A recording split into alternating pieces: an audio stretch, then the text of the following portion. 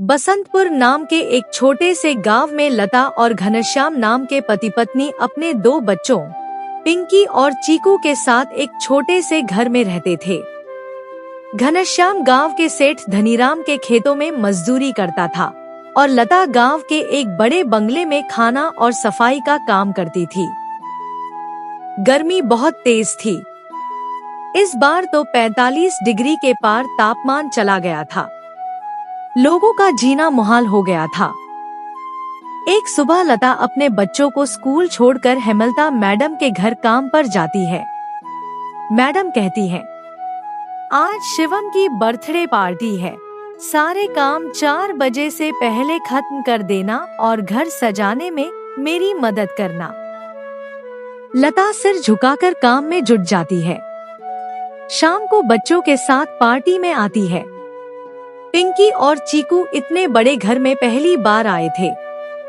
ठंडे एसी की हवा में बैठकर उन्हें बहुत अच्छा लग रहा था। पार्टी में खेलने खेलते दोनों बच्चे शिवम के रूम में चले जाते हैं और ठंडी हवा में बेड पर बैठते बैठते सो जाते हैं। तभी टीना उन्हें देखकर चिल्ला उठती है, तेरे बच्चों ने मेरे घर को धर्मशाला बना दिया है। गंदे कपड़ों से मेरा बेड खराब कर दिया। निकल जा यहाँ से और कल से काम पर मत आना। लता गिड़गिड़ाती है, माफी मांगती है, लेकिन हेमलता एक नहीं सुनती। अब लता के पास कोई काम नहीं था। घर में अनाज का एक दाना नहीं बचा था। घनश्याम के पास भी मजदूरी के पैसे खत्म हो चुके थे। रात को घनश्याम दावत से कुछ खाना लेकर आता है। सेठ जी ने दिया है बच्चों के लिए। अगले दिन लता फिर हेमलता के घर जाकर उधार मांगती है, लेकिन जवाब मिलता है, जा निकल जा यहाँ से और आइंदा यहाँ मत दिखना। उदास होकर लौट रही लता की नजर एक पोस्टर पर पड़ती है, पकौड़े बनाने वाले की जरूरत है। उम्मीद की एक किरण।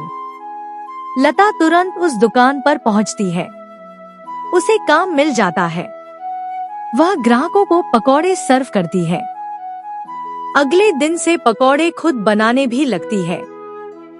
लता के बनाए पकौड़े इतने स्वादिष्ट होते हैं कि ग्राहक तारीफों के पुल बांध देते हैं। राजू भाई खुश होकर कहते हैं, लता, तुम्हारे हाथ में जादू है। बिक्री इतनी बढ़ जाती है कि रमेश दुकान में एसी लगवा देता है। अब लता की कमाई बढ़ने लगती है।